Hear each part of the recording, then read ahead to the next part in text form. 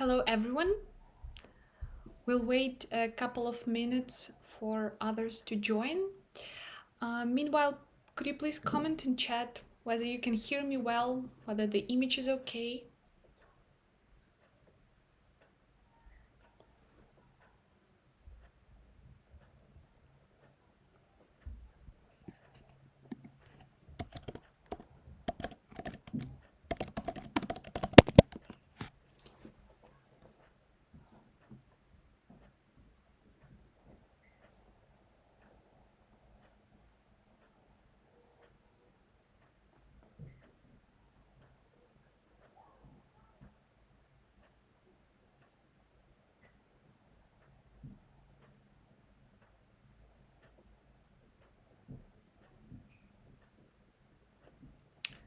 Cool.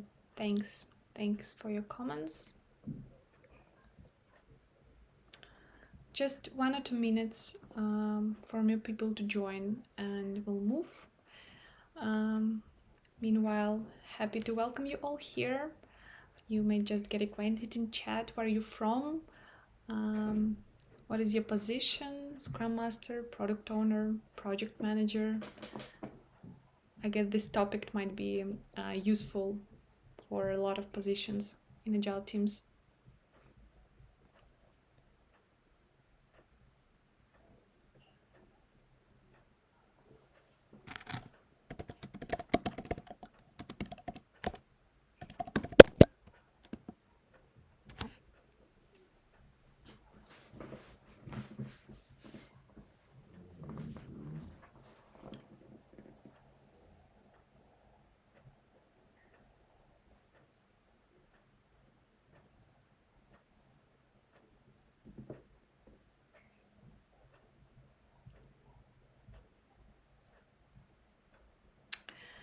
Okay, so I think we could start.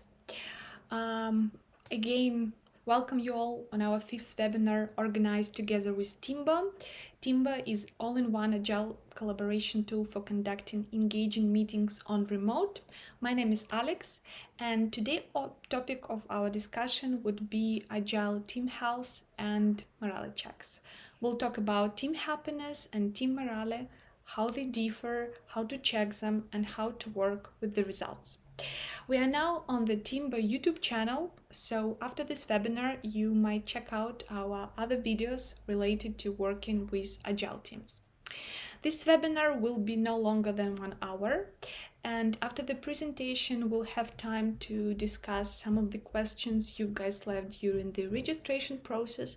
And also, if you have any comments or questions during the webinar itself, also please comment in chat.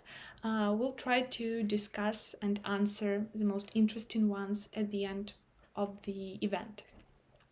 Before we begin, several words about myself. I work as a project manager and business analyst in IT Band Systems. In IT Band Systems, we work on both outsourced projects and our own products, and Timba is one of them.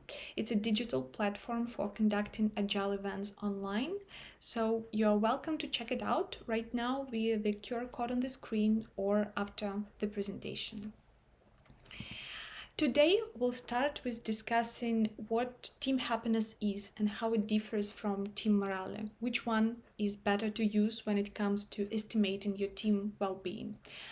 You might actually share your thoughts in the chat. What do you think? Which one is more suitable? We'll then discuss some useful tools and methods to estimate your team's morale and conduct health checks.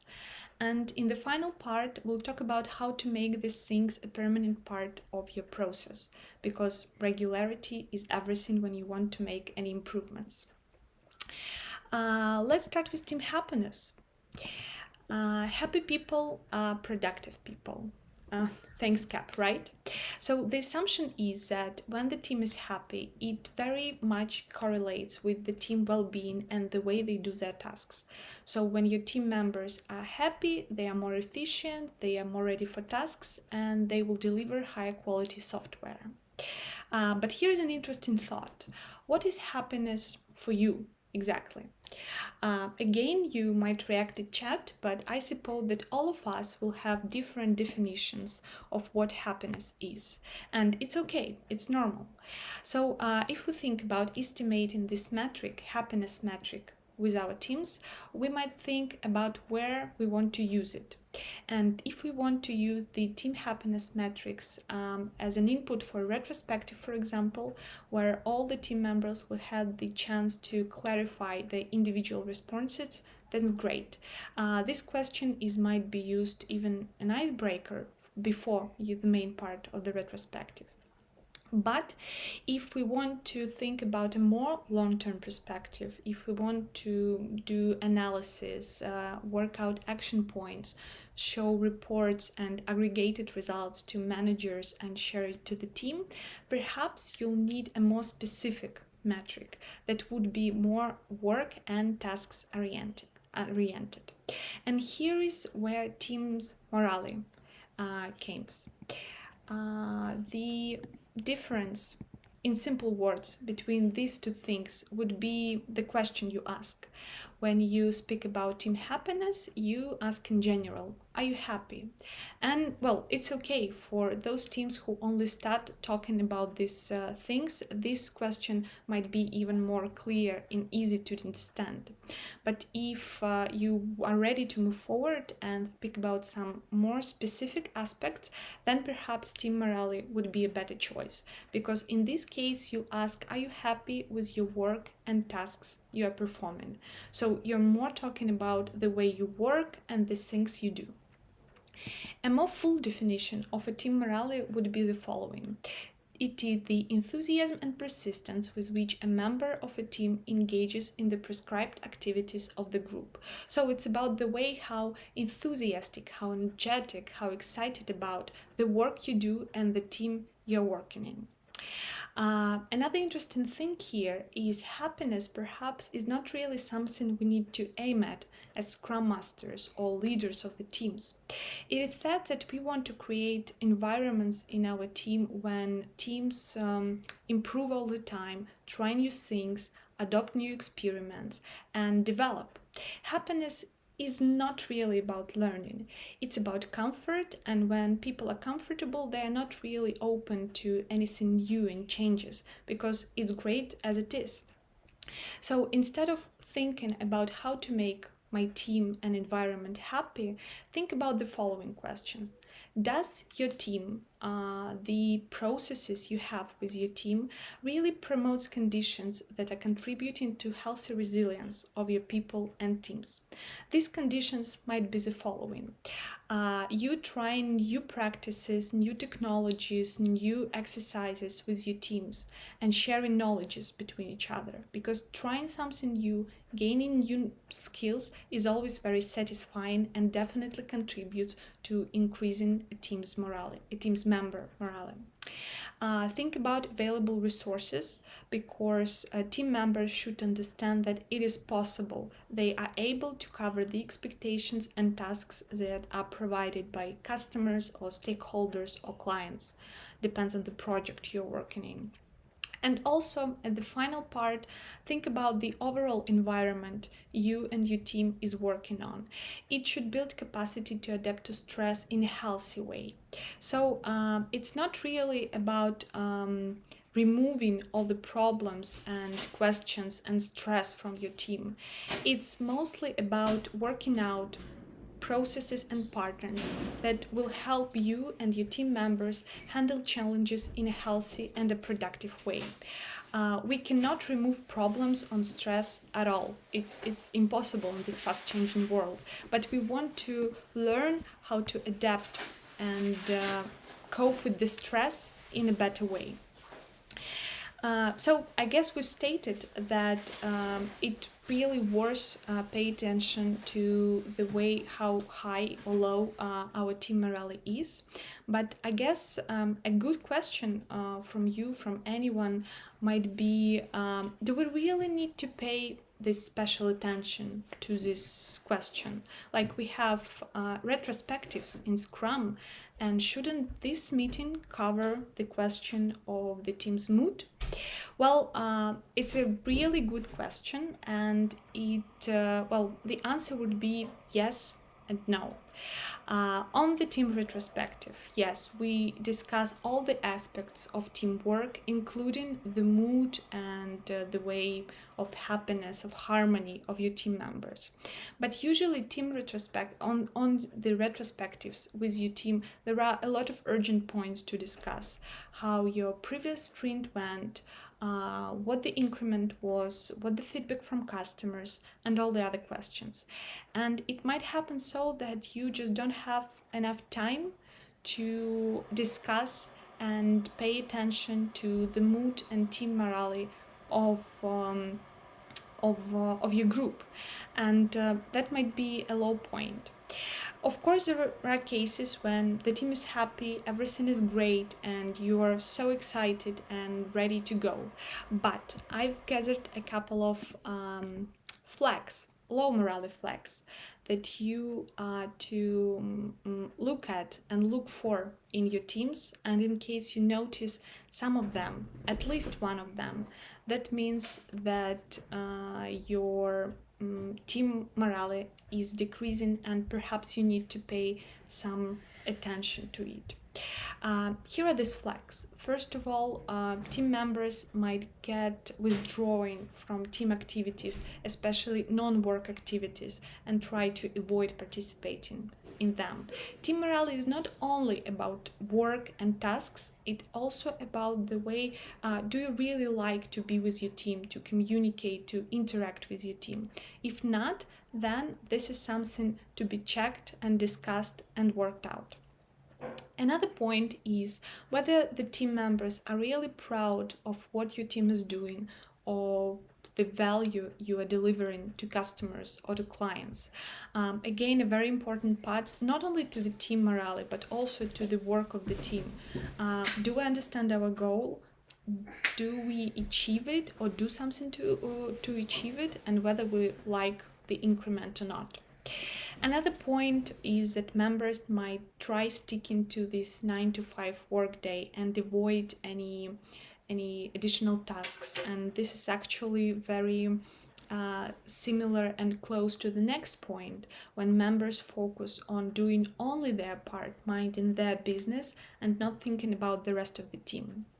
Well, again, this is a very important flag to look out for, because we are not by ourselves here. We need to be a cross-functional team, hello Scrum, and we together as a team need to be focused on the goal together, not only on our small tasks.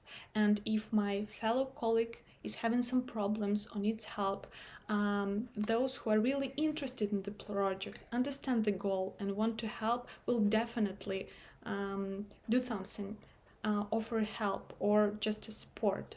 So if it's not something that happens in your team, perhaps again you need to pay attention to the issue of team morale. Members giving up easily in front of the troubles. This is again about not feeling the support of your team members, and the general unhappiness, low moodiness of your team members is something to look out for. If you, perhaps you can name any other flags that would mean that your team's morale is getting low. Share them in our chat.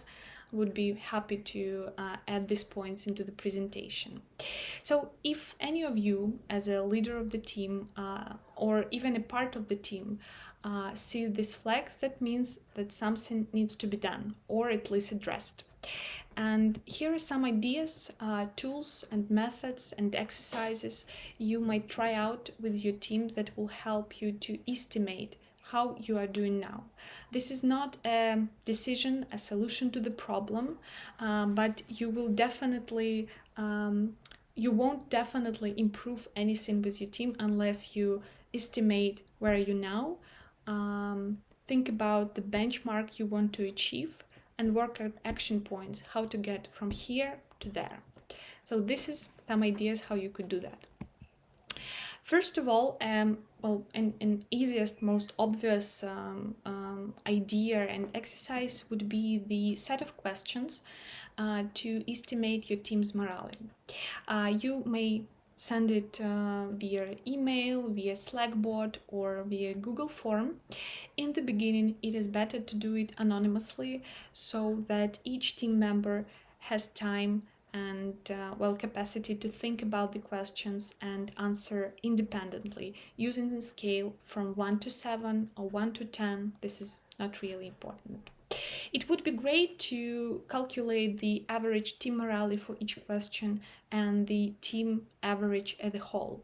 As we have specific questions here that are dedicated to the way your team feels, it would be okay to calculate and aggregate some numbers. Pay special attention to those questions that have lowest score throughout the team. That might be a good input to discuss on one-to-one meetings with team members or on a team's retrospective. This also might be a really good tool to reveal some hidden problems of any of your team members. If you feel something is wrong, maybe a person is depressed or just in a low mood, this question might help to find out whether it is something in your work or in tasks or in the project that is bothering him or her. There is also a shorter version that might be used for a quick health check. It might be done on a stand-up at the beginning of the week or in the end of the retrospective again. For a more mature teams, it might be done openly as a discussion. It would also probably promote some interesting insights. Another interesting technique is a Scrum Team survey.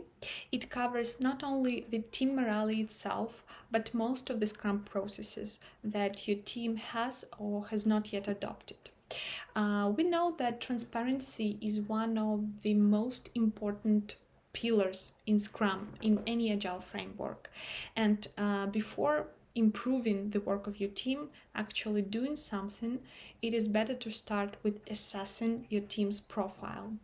The survey includes a number of questions in different areas, such as how you work with stakeholders, whether you improve continuously, whether you are able to self-organize, how you deliver value, and how you deal with the outcomes, problems, and how you assess the increment. This survey is available online.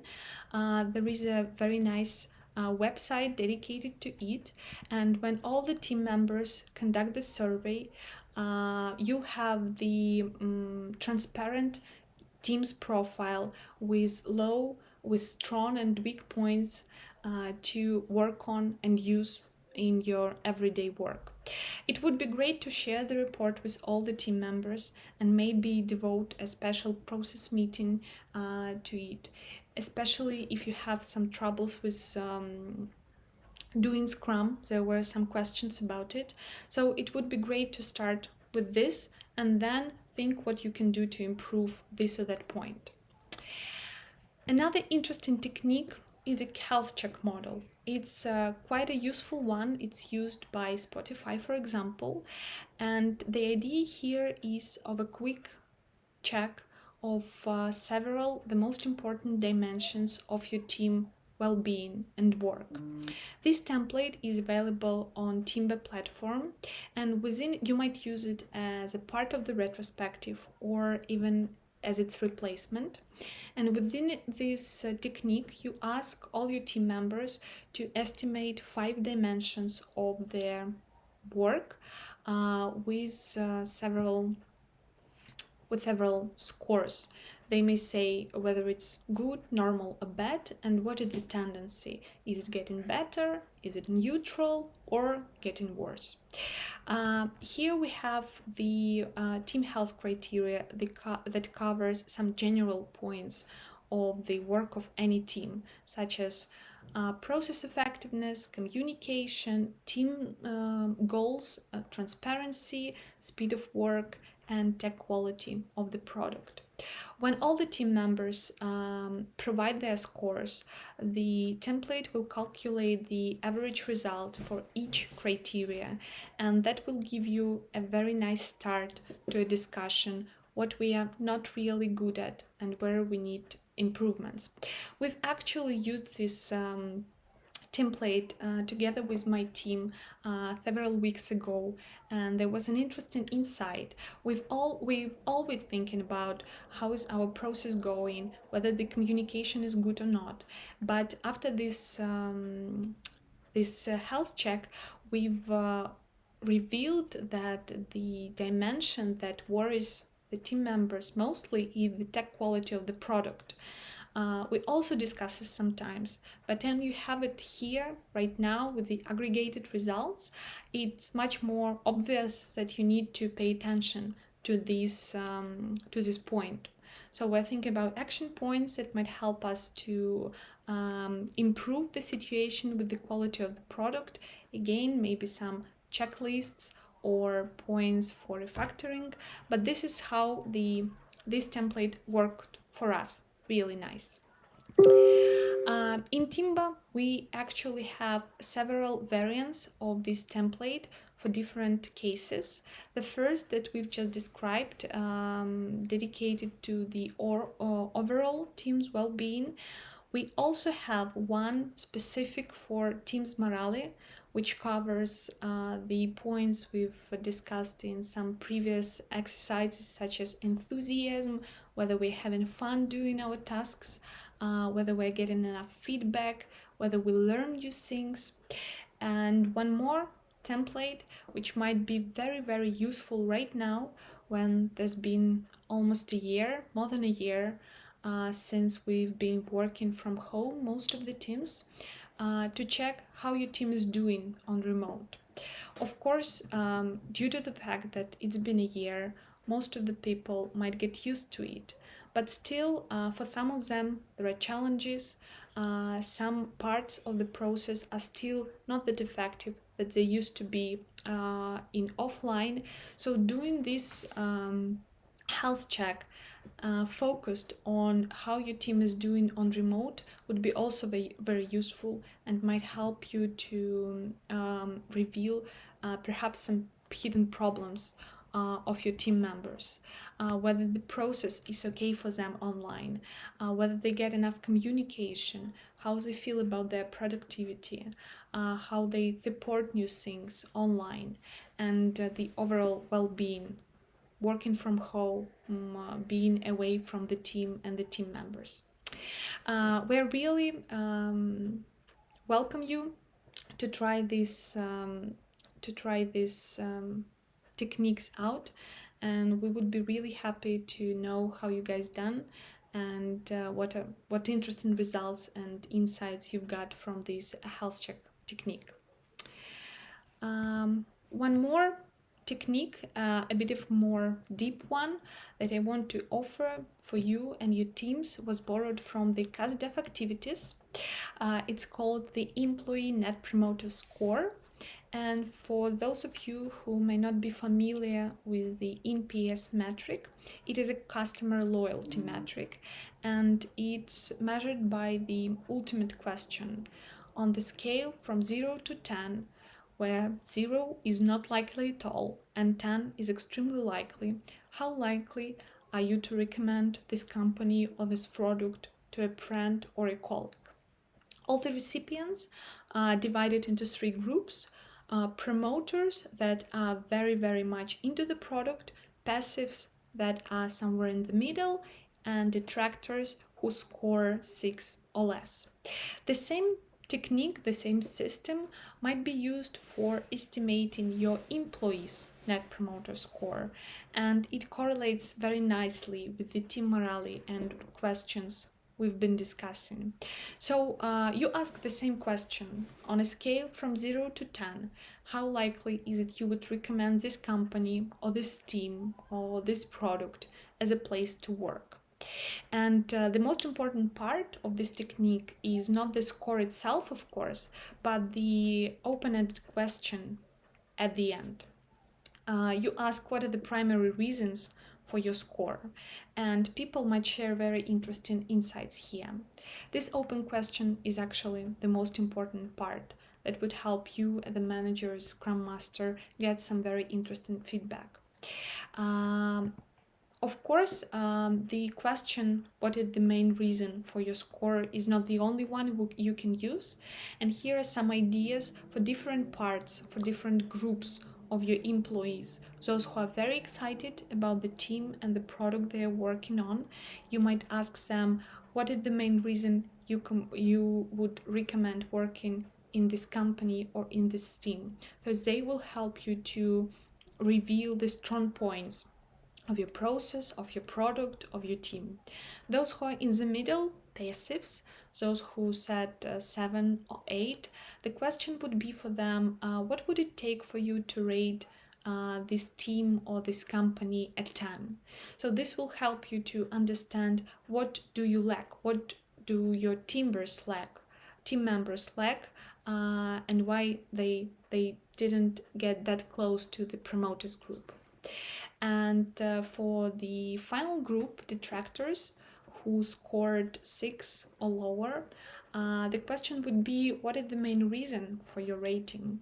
And this is a very open and wide question, so they might share some negative things they don't like about working in this team or on this project, or just some recommendations or ideas. In fact, any insight would be really great and valuable for you as a leader of the team, and you might use it then to think about action points that would improve the situation. Of course, this technique is not something to be used every sprint or even every month. This is to be done in a more rare occasions, perhaps every 3 months, because you'll definitely need time to implement those ideas and action points that your team members shared with you in these open questions. Moving forward, I would say that these ideas and techniques are really nice, but we all know that conducting something on a regular basis will definitely contribute to the team and bring some real improvements. And if you try the things out once or twice, that would not really stick and wouldn't give you that much of result. So here are some ideas how you can make it a part of your process for your team. So the first idea would be to make it a short check before or after a meeting. A great idea would be to attach it to already existing ceremonies, perhaps a stand-up or a retrospective, so as not to take more time from the team. Perhaps from the beginning they wouldn't understand why they need to visit another meeting dedicated to that doesn't dedicate it that directly to work and tasks. What you may ask your team members on these short health checks, team morale checks, you may start with some general questions like, are you happy with your company or with your team? What feels best right now? What feels worst right now? Is there something you lack right now to feel better? And move to the more tasks and work-oriented questions like, are you feeling full of energy about these tasks? Do you happy with the value we are providing to customers? And again, that will help you to reveal what is lacking, what is more low in your process and in your team's morale. Another idea would be, of course, to make it more in-depth and in-depth check of your team's mood and how your team is doing. Another meeting dedicated to this question, I guess, would be too much. So from time to time, perhaps once a month or once in several months, you might replace your standard retrospective with an in-depth health check and try out some of the more time-consuming ideas like Scrum, team survey, or employee net promoter score. Instead of holding a typical retrospective offer their team the time to score how they feel across different factors. For example, dimensions that we've discussed in the health check template.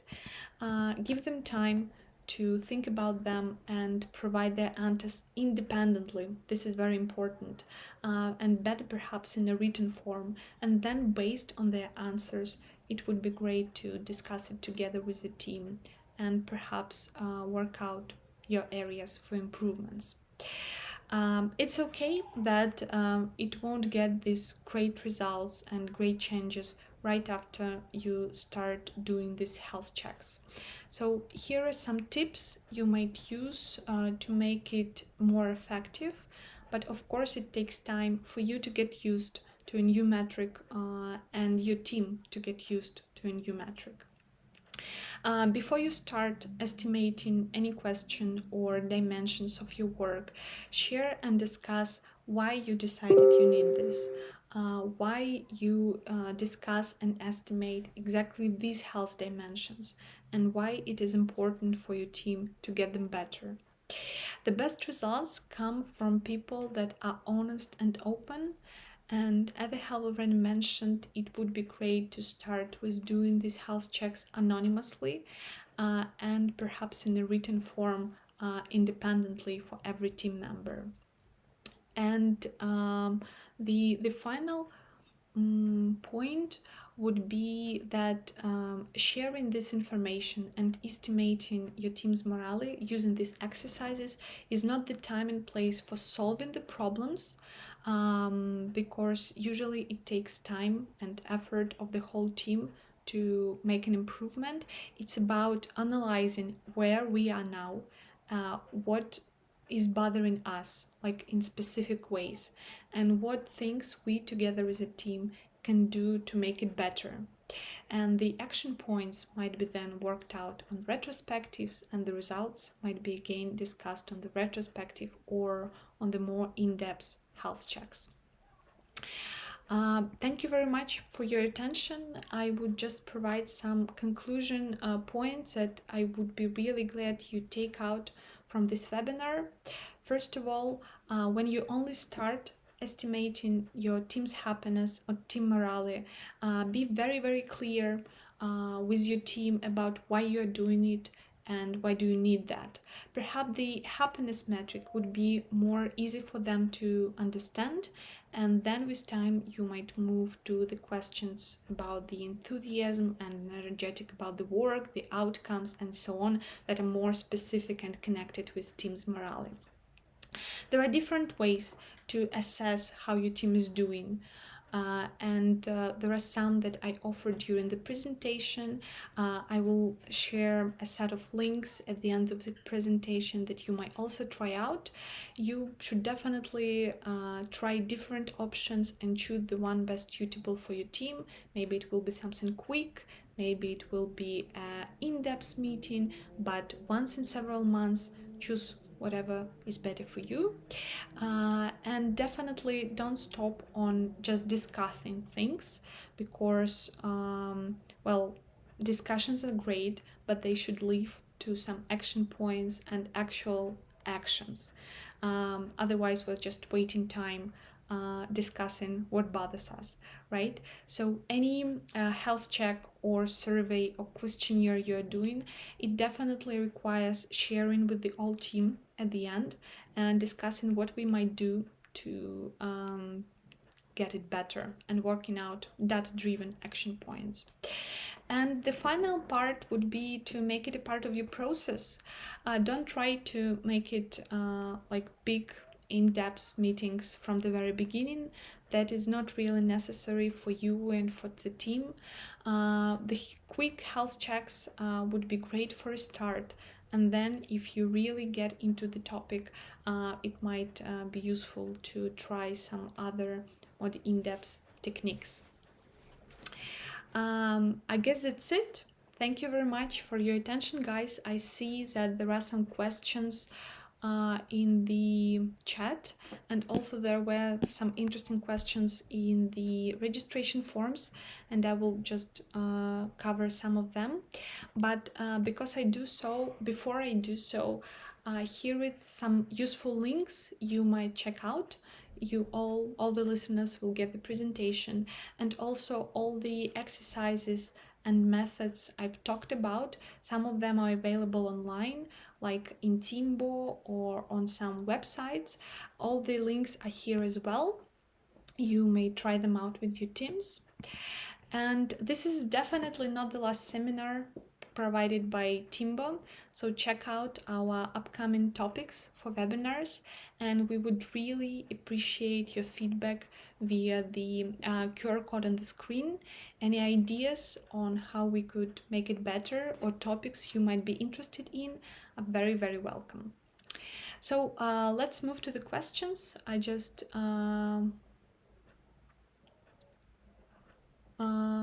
check out what's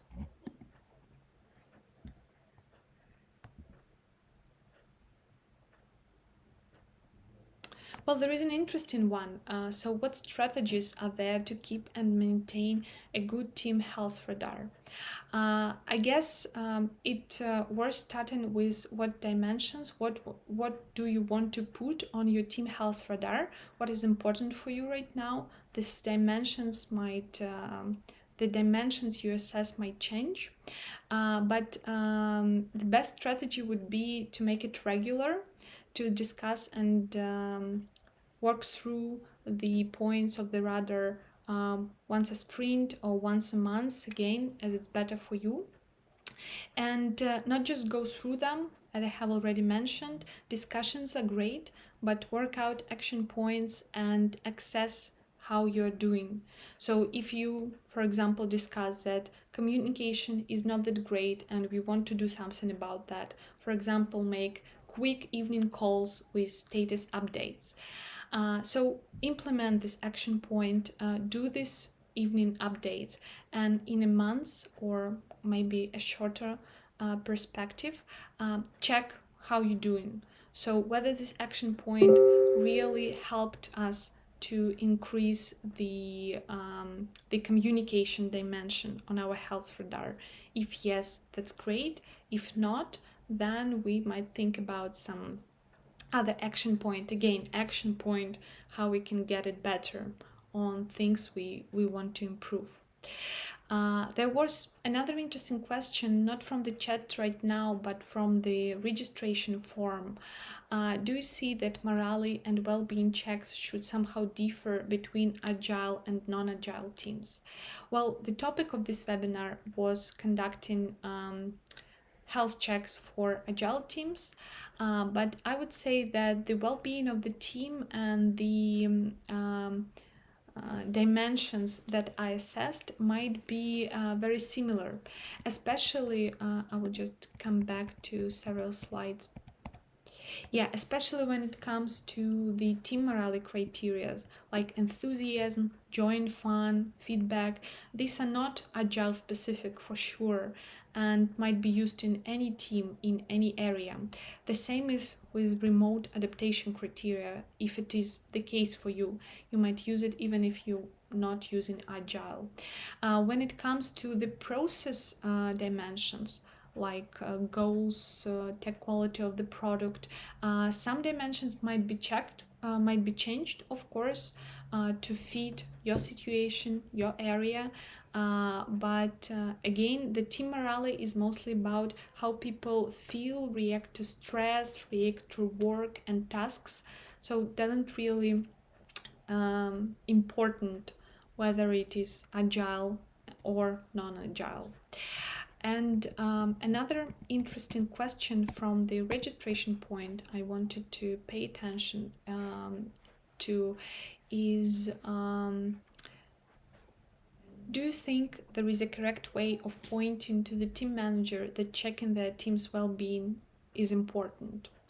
Well, we've talked about it during the presentation a little bit, that happy teams mean productive teams, and in a long-term perspective that would definitely contribute to the quality of the software and the value teams providing. But sometimes a long-term perspective is not something you can show to your managers. Perhaps it would be great to go from the low points, like go back to the low points that mean that there is something wrong with your team, and try showing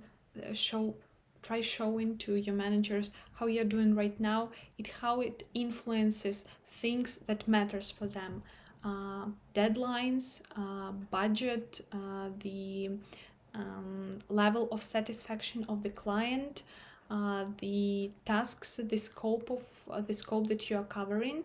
There is definitely a correlation between the team morale and things that usually matters to our managers and to clients.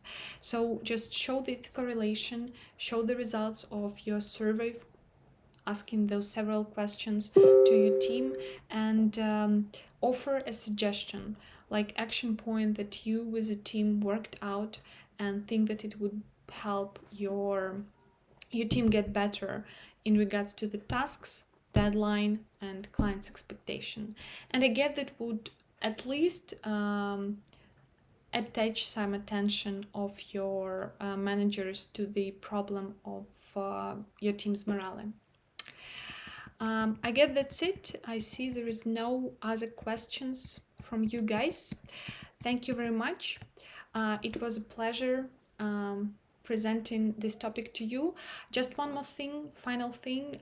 We really welcome you to try out our team health templates on Teamer platform, and the first 10 who will share their results with us via email will get a full review of our Timber experts and tips on action points or ideas how to make this situation better. Thank you very much, guys. Have a great evening. It was a pleasure meeting you. Bye.